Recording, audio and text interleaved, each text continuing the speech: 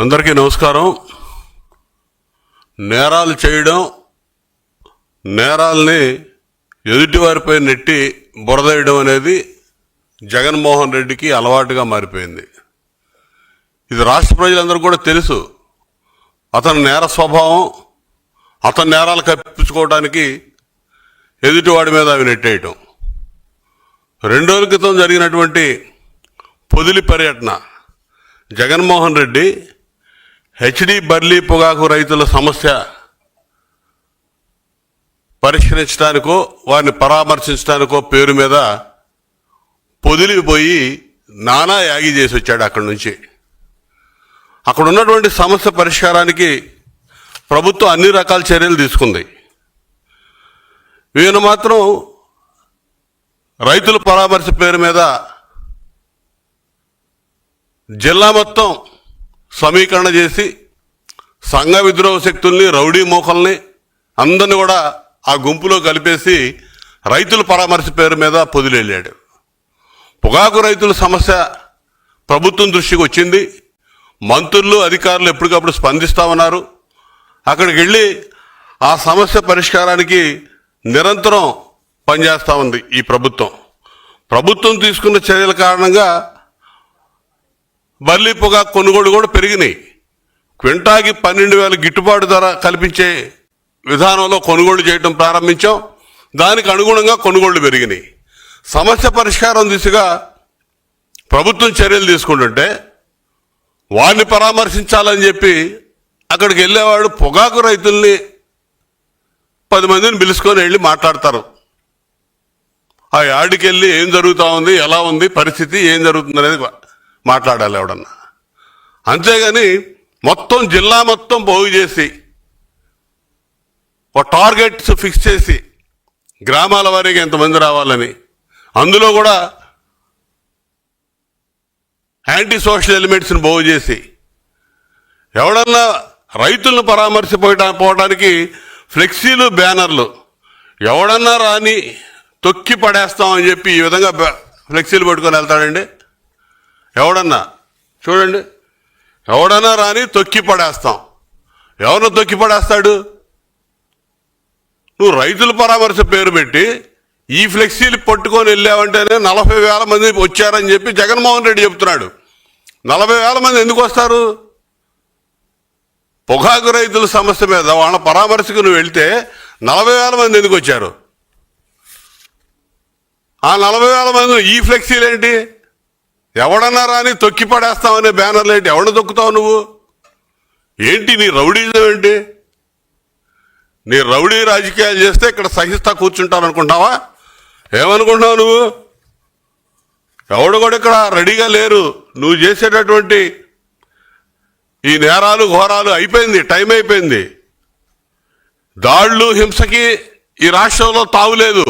చంద్రబాబు నాయుడు గారి పరిపాలన, కూటమి ప్రభుత్వం ఈ రాష్ట్రంలో ఉంది. అది గుర్తుపెట్టుకో జగన్మోహన్ రెడ్డి. నువ్వు పోలీసుల మీద, మహిళల మీద రాళ్ల దాడి చేయించి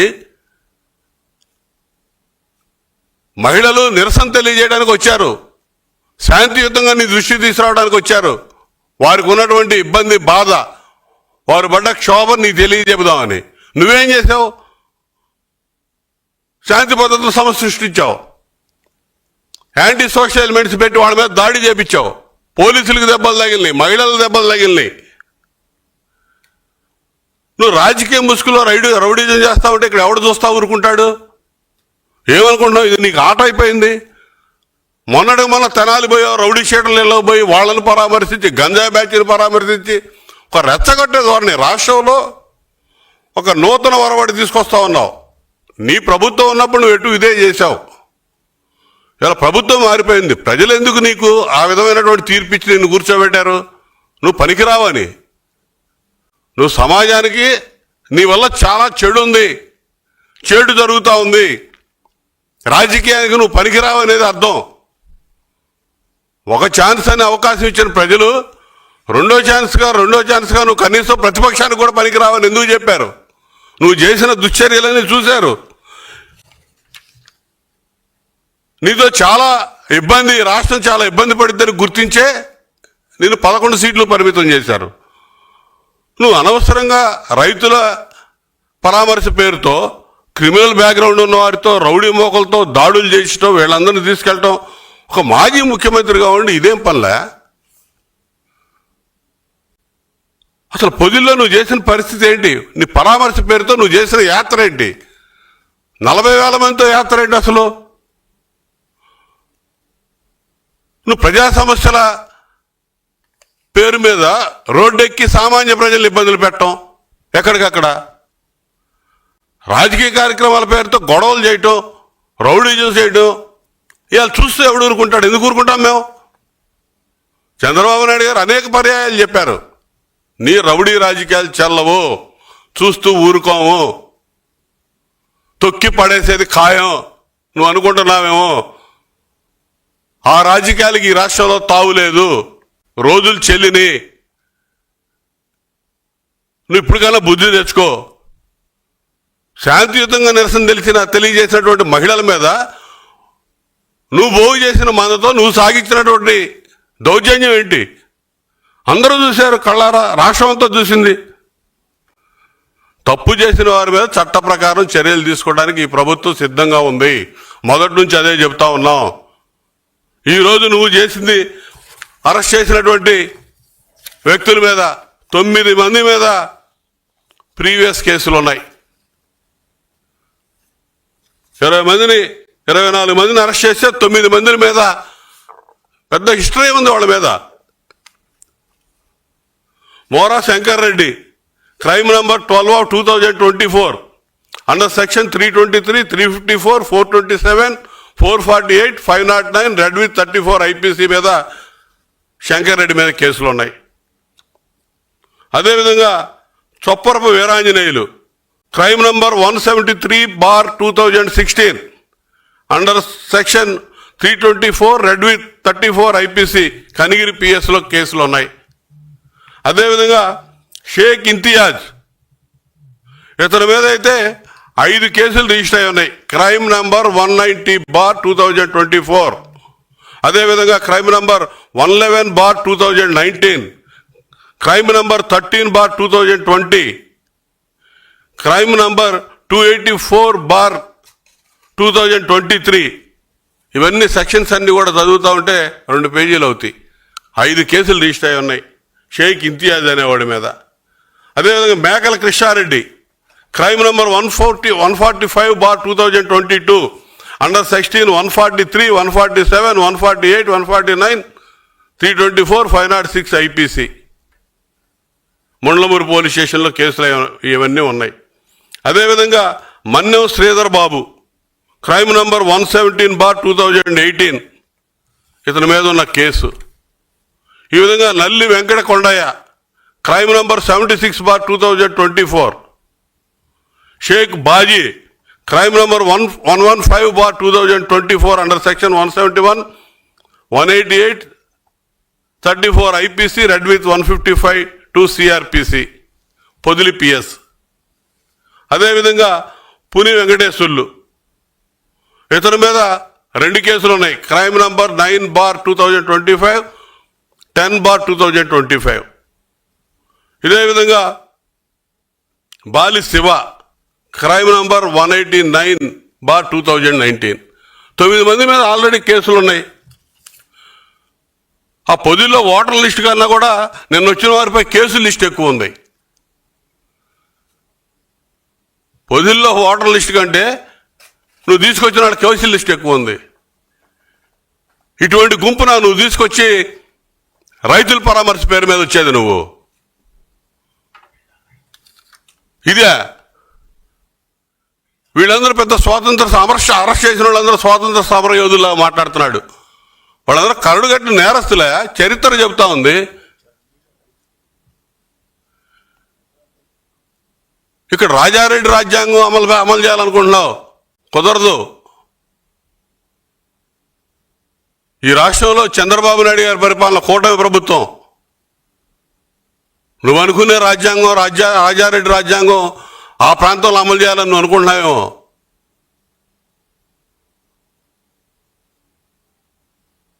ఇవన్నీ కూడా ప్రజలు అర్థం చేసుకుంటా ఉన్నారు, చూస్తూ ఉన్నారు.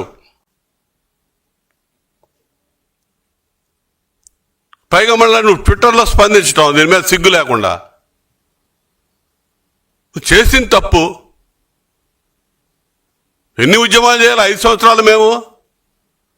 నీ అరాచక పాలనలో మేము చేసిన ఉద్యమాలు ఎన్ని, ప్రజా ఉద్యమాలు ఎన్ని చేశాం?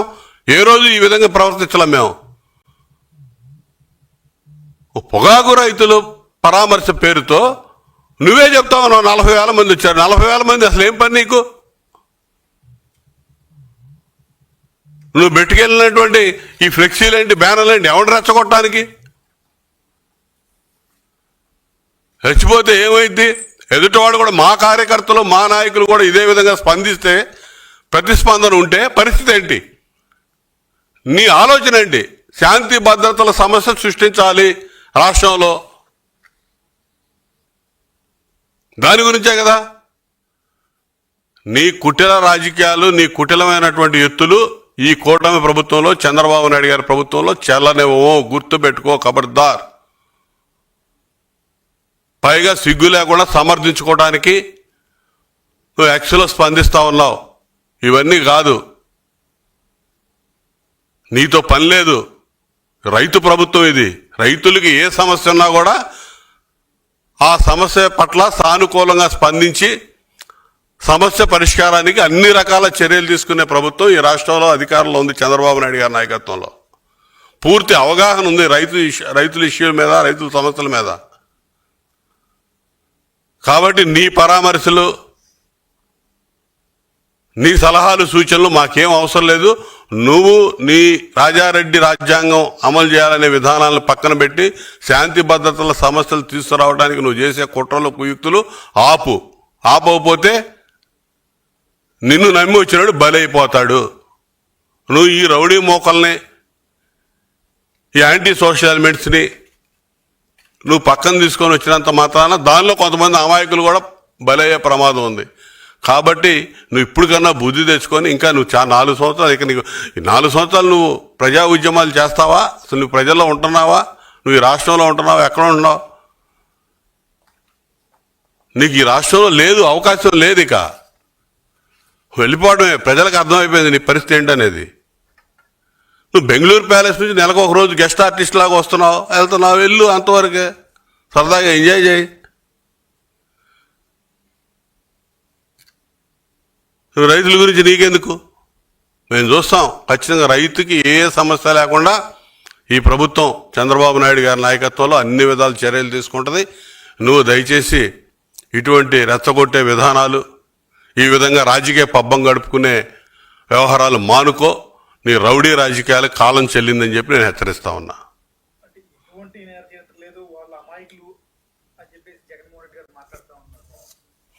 అదే చెప్పాను కదా, 24 మంది అరెస్ట్ చేస్తే 9 మంది మీద కరడు కట్టినటువంటి నేర చరిత్ర స్పష్టంగా కేసు నంబర్లతో సహా మొత్తం చూపించడం జరిగింది. కాదంటారా? రమ్మానండి, డిబేట్కి రమ్మానండి. ఇంతకు మించి ఏం కావాలి? ఏం పని అసలు వాళ్ళకి? మళ్ళీ పొగాకు గిట్టుబాటు ధర లేదు, రైతులు ఇబ్బంది పడుతున్నారు అనుకుంటే అది ప్రభుత్వం దానికి సంబంధించి అన్ని చర్యలు తీసుకుంది. నువ్వు అయినా కనుక్కొని రావాలి. అక్కడ ఏం జరుగుతుందో చూడాలనుకుంటే వెళ్ళు. 10 మందో 100 మందో 1000 మందితో వెళ్ళేసి ఆ రైతులను తీసుకొని వెళ్ళి ఏం జరుగుతుందంటే కనుక్కొని రా. నువ్వు గ్రామాల వారీగా టార్గెట్లు పెట్టి మందిని బాగు చేసి అనవసరమైన న్యూసెన్స్ క్రియేట్ చేసి నానా యాగి చేసి శాంతి భద్రతల సమస్య సృష్టించి దానికి ముందు జరిగినటువంటి సంఘటన మా రాజధాని రైతులకి మహిళలకు జరిగిన అవమానానికి నిరసన తెలియజేద్దామని చెప్పి శాంతియుతంగా మహిళలు వస్తే వాళ్ళ మీద దౌర్జన్యం చేపించి కొట్టించి అడ్డొచ్చిన పోలీసుల మీద దాడి చేపించి ఇంకా ఈ విధంగా మాట్లాడుతూ ఉన్నాడు. ఇప్పటికన్నా బుద్ధి తెచ్చుకొని కామ్గా ఉండమని చెప్పి హెచ్చరిస్తా ఉన్నా.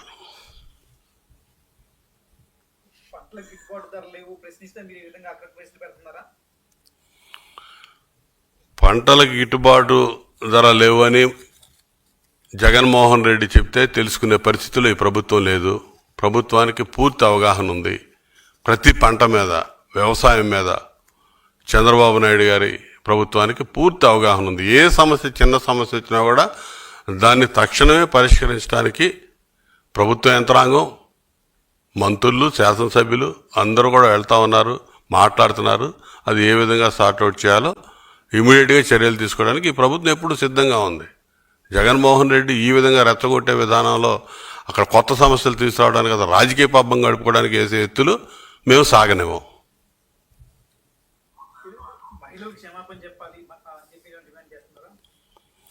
ఖచ్చితంగా చెప్పాలి కదా. ఏమాత్రం ఇంగిత జ్ఞానం ఉన్న వ్యక్తి అయితే మహిళల మీద దాడి చేసి అసలుకే అవమానించున్నాడు. ఈ రాష్ట్రంలో అమరావతి రైతాంగాన్ని పూర్తి స్థాయిలో వాళ్ళ ఛానల్ కానీ వాళ్ళ ఛానల్ డిబేటర్స్ కానీ వీళ్ళందరూ ఏ విధంగా అవమానించారో అందరూ చూశారు. దానికి నిరసన తెలియజేయడానికి వెళ్ళినటువంటి మహిళల్ని ఈ విధంగా దౌర్జన్యం చేయటం ఇతనికే చెల్లింది. ఖచ్చితంగా చెప్పి తీరాలి ఏదో ఒక రోజు, లేకపోతే దానికి మూల్యం చెల్లించుకున్నాడు ఆల్రెడీ. ఇవన్నీ కూడా ఇంకా రైతులు అంటాడు. ఏం తెలుసు అతనికి? పొగాకు రైతులు కాదు, అతను గంజాయి రైతుల గురించి తెలుసు. అతను వేసిన మొక్కలే, అతను పెంచిన గంజాయి ఈరోజు రాష్ట్రంలో ఇంకా దాన్ని మేము వచ్చి సంవత్సరం అవుతా ఉంది, మొత్తం ఎక్కడికక్కడ కట్టడి చేసుకుంటా వస్తున్నా కూడా ఇంకా పుట్టుకొస్తా ఉంది. వేసిన మొక్కలన్నీ కూడా అన్నీ పెకిలించేస్తా ఉన్నాం. వాటి సంగతి చూడు ముందు, ఏదంటే చెప్పు ఇన్ఫర్మేషన్. ఈ పొగాకు వీటన్నిటి మిగతా పంటలన్నీ కూడా ప్రభుత్వం ఆలోచన చేస్తుంది. ఆ రైతాంగం వెతలేమనుంటే ప్రభుత్వం ఖచ్చితంగా తీర్చిద్ది. ఈ గంజాయి సంగతి కూడా చూస్తాం. నువ్వు వేసిన గంజాయి ఏంటో, నువ్వు పండించిన గంజాయి ఏంటో ప్రజలందరూ చూస్తూ ఉన్నారు. దాని మూలాలే ఆ యువతను బయటపడేయడానికి మా ప్రభుత్వం అనేక రకాలుగా ఇలా కష్టపడే పరిస్థితి ఉంది.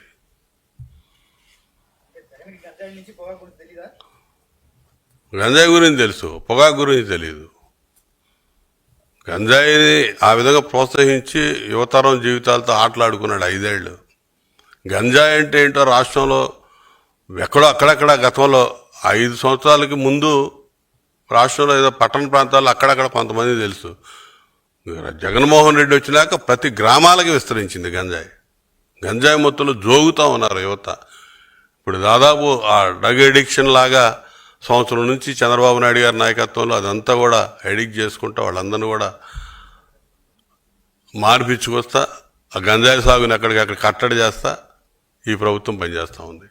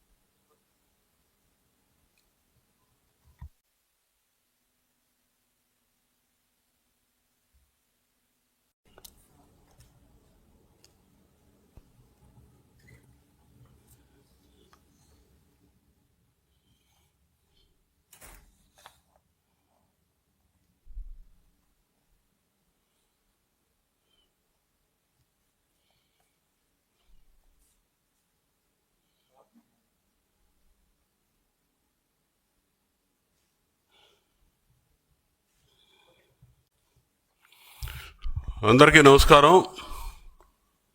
నేరాలు చేయడం, నేరాల్ని ఎదుటివారిపై నెట్టి బురదేయడం అనేది జగన్మోహన్ రెడ్డికి అలవాటుగా మారిపోయింది. ఇది రాష్ట్ర ప్రజలందరూ కూడా తెలుసు. అతని నేర స్వభావం, అతని నేరాలు కప్పించుకోవడానికి ఎదుటివాడి మీద అవి నెట్టేయటం.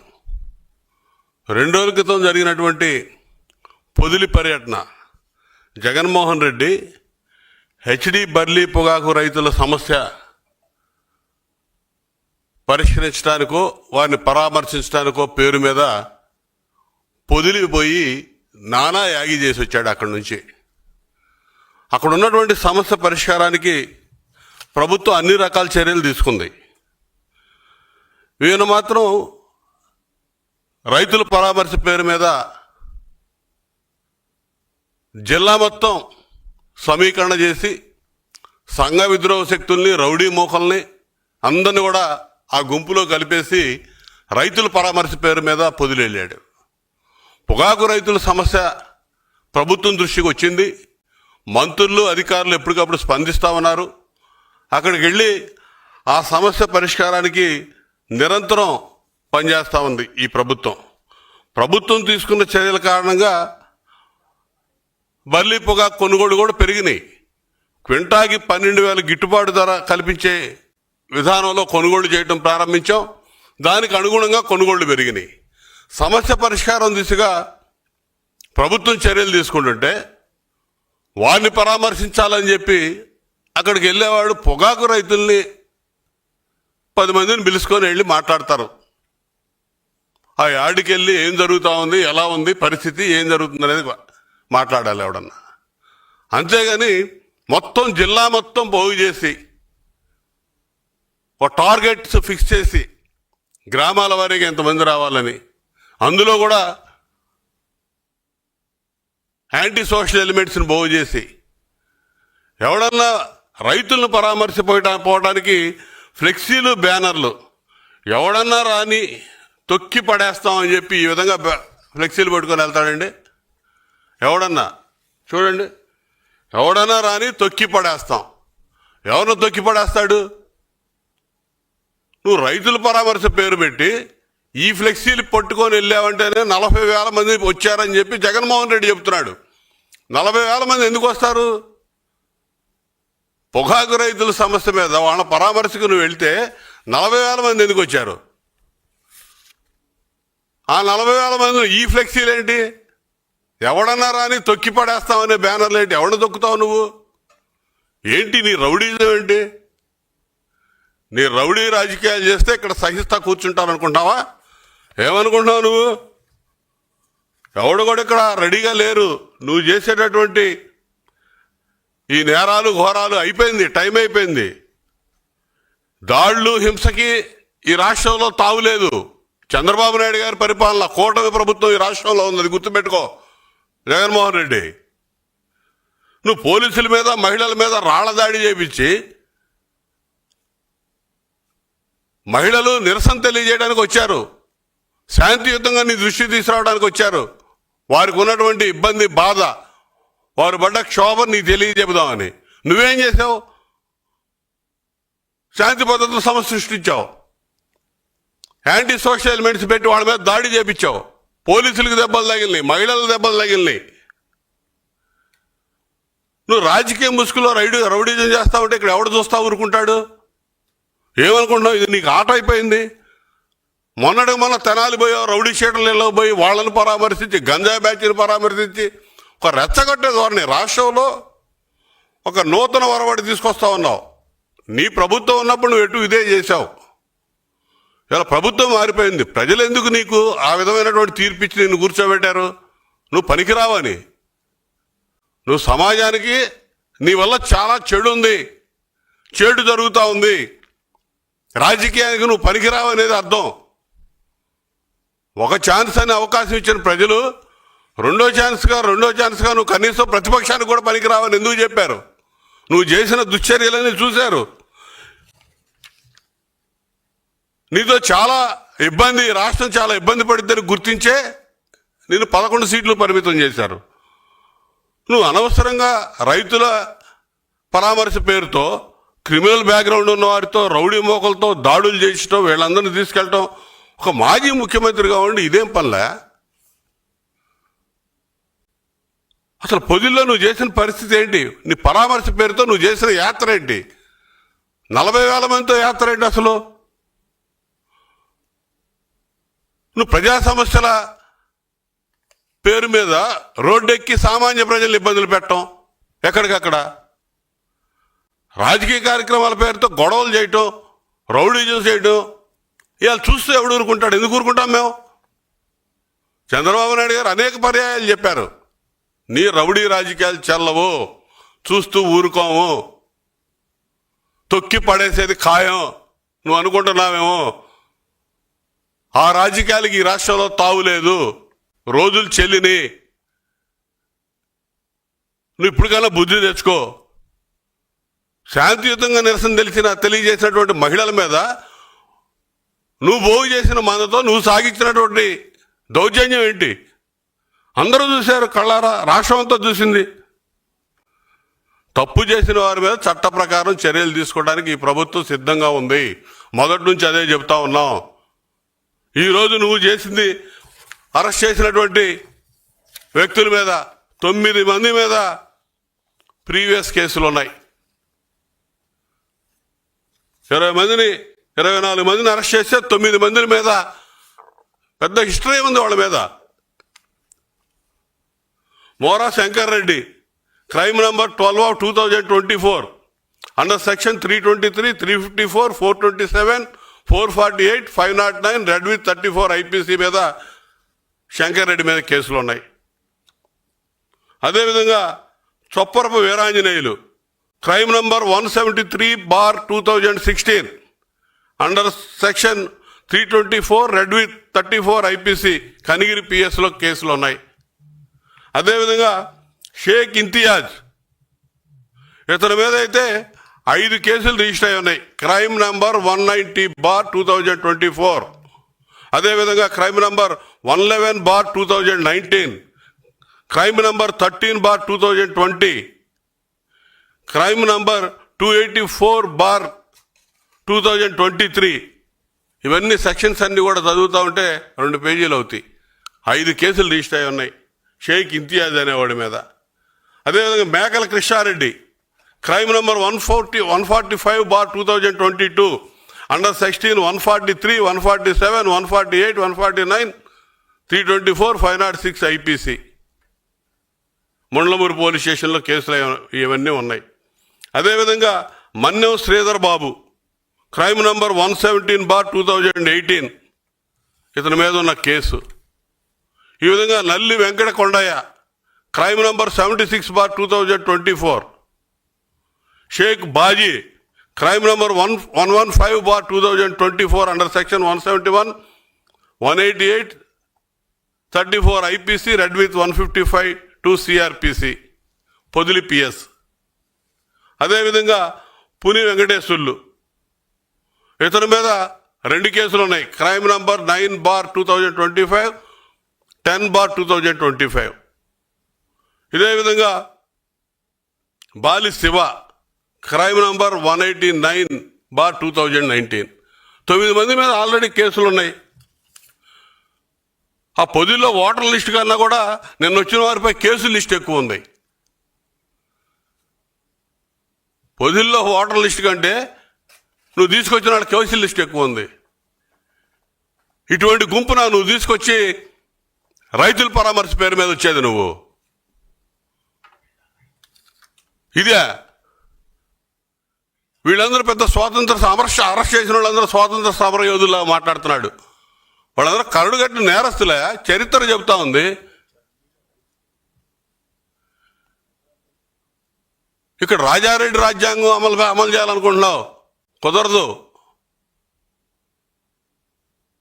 ఈ రాష్ట్రంలో చంద్రబాబు నాయుడు గారి పరిపాలన, కూటమి ప్రభుత్వం. నువ్వు అనుకునే రాజ్యాంగం, రాజారెడ్డి రాజ్యాంగం ఆ ప్రాంతంలో అమలు చేయాలని నువ్వు అనుకుంటున్నావేమో.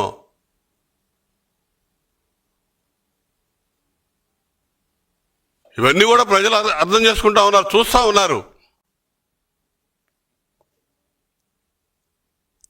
పైగా మళ్ళీ నువ్వు ట్విట్టర్లో స్పందించడం, దీని మీద సిగ్గు లేకుండా. చేసిన తప్పు. ఎన్ని ఉద్యమాలు చేయాలి? 5 సంవత్సరాలు మేము. నీ అరాచక పాలనలో మేము చేసిన ఉద్యమాలు ఎన్ని, ప్రజా ఉద్యమాలు ఎన్ని చేశాం? ఏ రోజు ఈ విధంగా ప్రవర్తించలేం మేము. పొగాకు రైతులు పరామర్శ పేరుతో నువ్వే చెప్తావు, 40,000 మంది వచ్చారు. 40,000 మంది అసలు ఏం పని నీకు? నువ్వు పెట్టుకెళ్ళినటువంటి ఈ ఫ్లెక్సీలేంటి, బ్యానర్లేంటి, ఎవడు రెచ్చగొట్టడానికి? రెచ్చిపోతే ఏమైంది?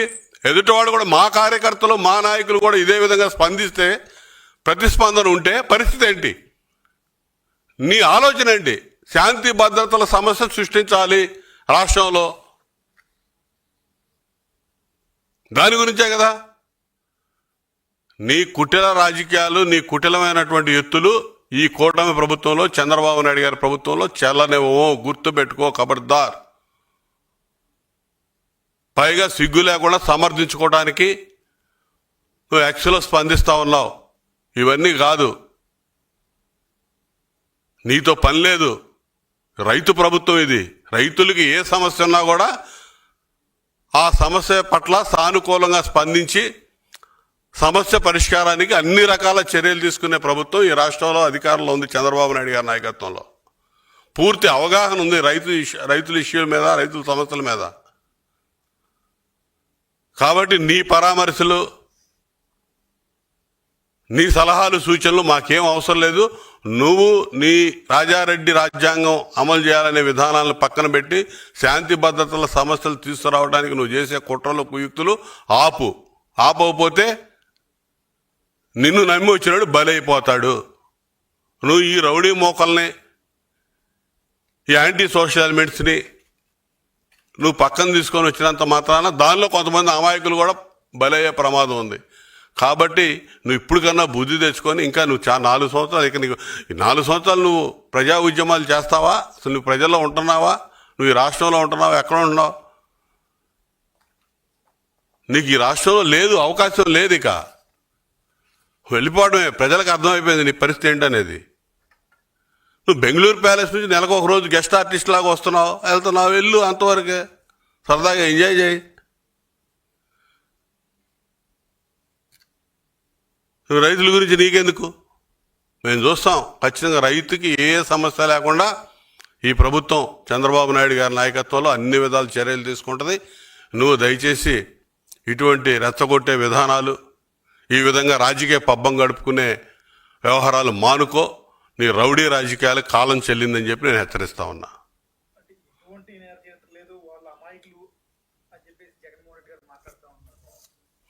అదే చెప్పాను కదా, 24 మంది అరెస్ట్ చేస్తే 9 మంది మీద కరడు కట్టినటువంటి నేర చరిత్ర స్పష్టంగా కేసు నంబర్లతో సహా మొత్తం చూపించడం జరిగింది.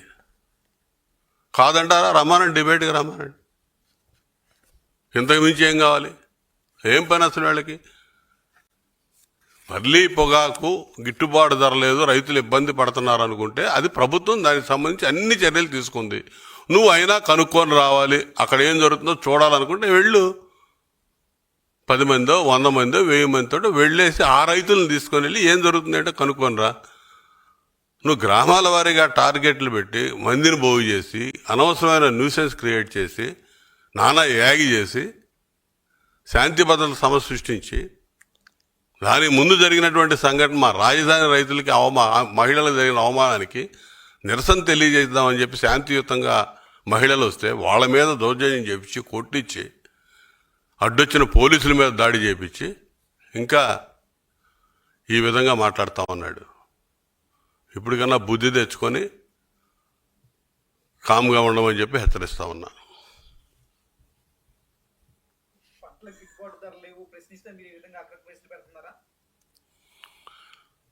పంటలకు గిట్టుబాటు ధర లేవు అని జగన్మోహన్ రెడ్డి చెప్తే తెలుసుకునే పరిస్థితిలో ఈ ప్రభుత్వం లేదు. ప్రభుత్వానికి పూర్తి అవగాహన ఉంది. ప్రతి పంట మీద, వ్యవసాయం మీద చంద్రబాబు నాయుడు గారి ప్రభుత్వానికి పూర్తి అవగాహన ఉంది. ఏ సమస్య, చిన్న సమస్య వచ్చినా కూడా దాన్ని తక్షణమే పరిష్కరించడానికి ప్రభుత్వ యంత్రాంగం, మంత్రులు, శాసనసభ్యులు అందరూ కూడా వెళ్తూ ఉన్నారు, మాట్లాడుతున్నారు. అది ఏ విధంగా సార్ట్అవుట్ చేయాలో ఇమీడియట్గా చర్యలు తీసుకోవడానికి ఈ ప్రభుత్వం ఎప్పుడు సిద్ధంగా ఉంది. జగన్మోహన్ రెడ్డి ఈ విధంగా రెచ్చగొట్టే విధానంలో అక్కడ కొత్త సమస్యలు తీసుకురావడానికి, కదా రాజకీయ పబ్బం గడుపుకోవడానికి వేసే ఎత్తులు మేము సాగనేమో.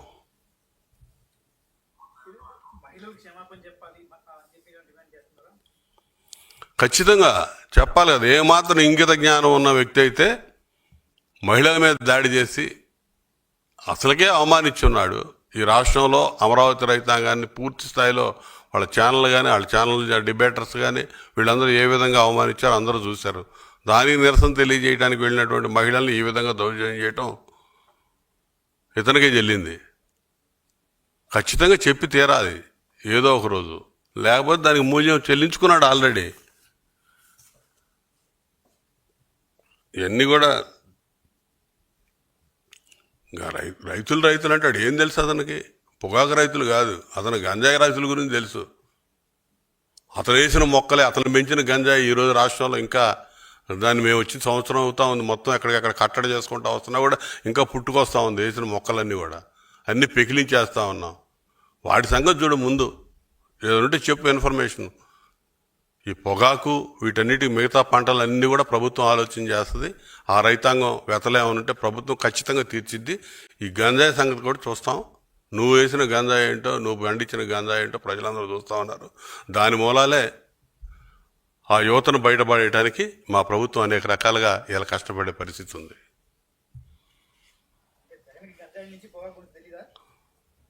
గంజాయి గురించి తెలుసు, పొగాకు గురించి తెలియదు.